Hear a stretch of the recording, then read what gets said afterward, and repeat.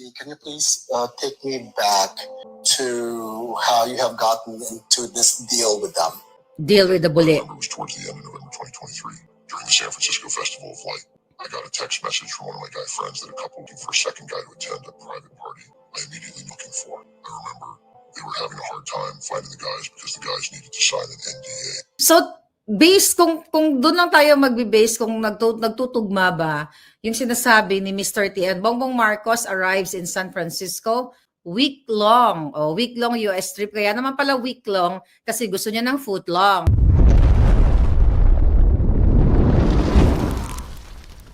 President Bangag Jr. arrived here on Wednesday morning, Philippine time, for his week-long trip to the United States to attend the 2023 Asia-Pacific Economic Cooperation or APEC Leaders Summit, including working visits with Los Angeles and Hawaii. So talagang sure ball, ang statement ni Mr. T na nangyari nung November kasi nagkaroon ng week-long visit, okay?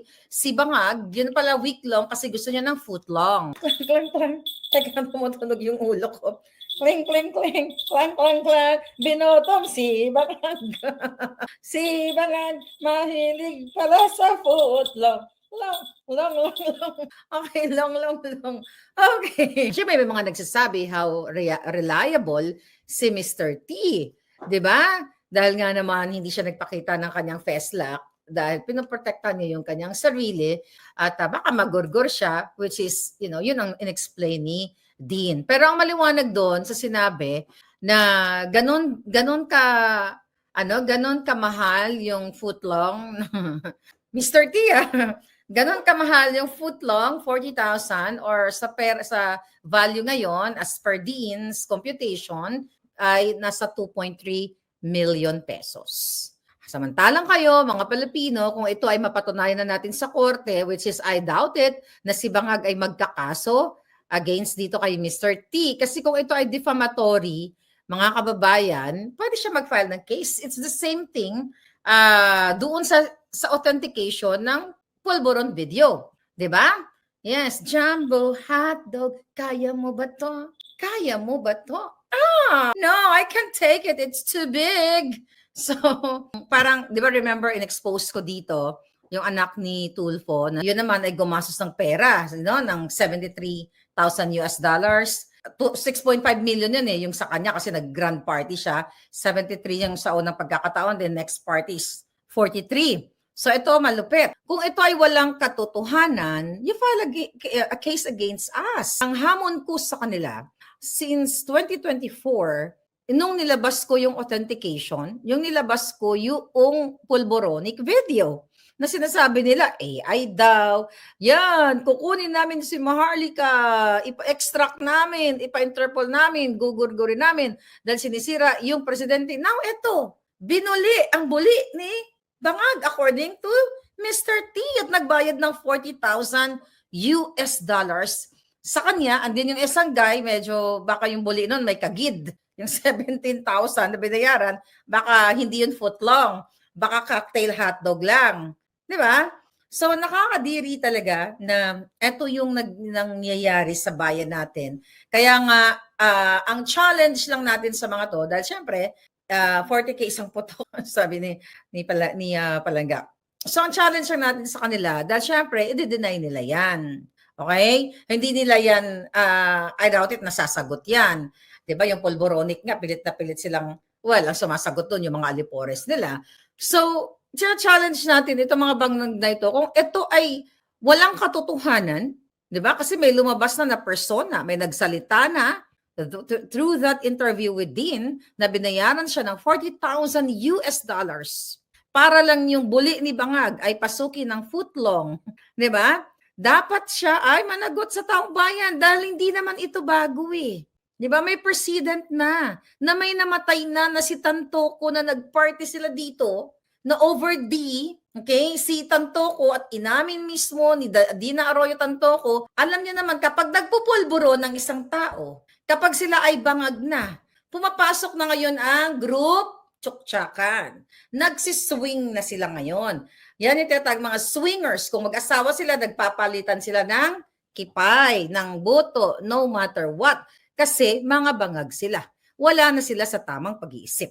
At ito'y hindi first time yung narinig dito. Dahil sinabi ko sa inyo, allegedly, nung kabataan ni Magag, nung presidente ang tatay niya, ay nag-i-invite siya ng basketball player para bullying siya.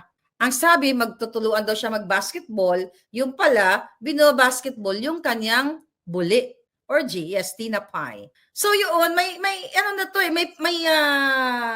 hindi lang ito chismis. May mga eksena ng lumabas noon pa. Jonathan Galang, BTS daw ang performer sa Christmas party sa Malacanang, pero todo sikreto daw. BTS, ano yan? Ano yung BTS? Korean performer? Yeah. So yun ang issue natin ha. So i-echo nyo yan at i-challenge nyo si Bangag sa kanilang mga Facebook page. Sabi mo, Mr. Bangag President, kumusta naman yung bully mo?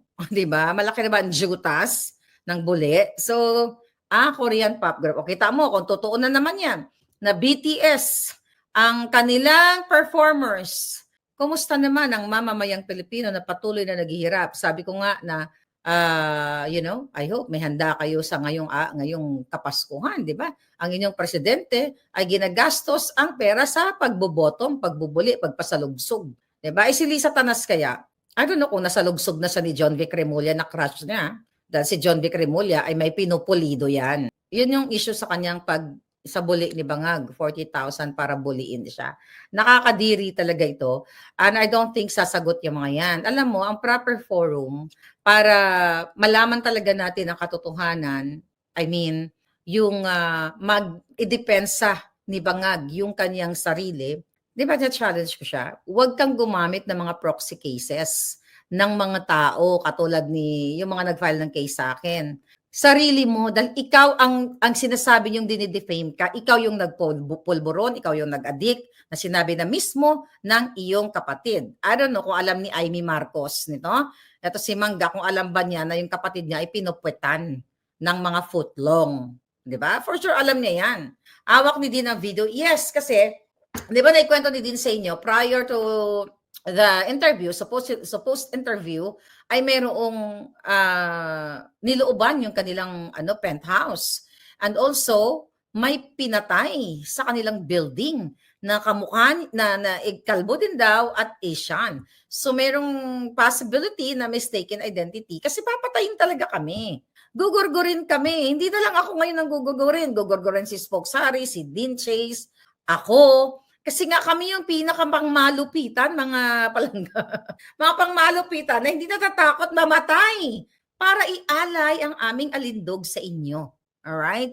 Hindi yan lokohan. Katotohanan yan. Kaya naman tayo tinawag dito na Miss Vindicated.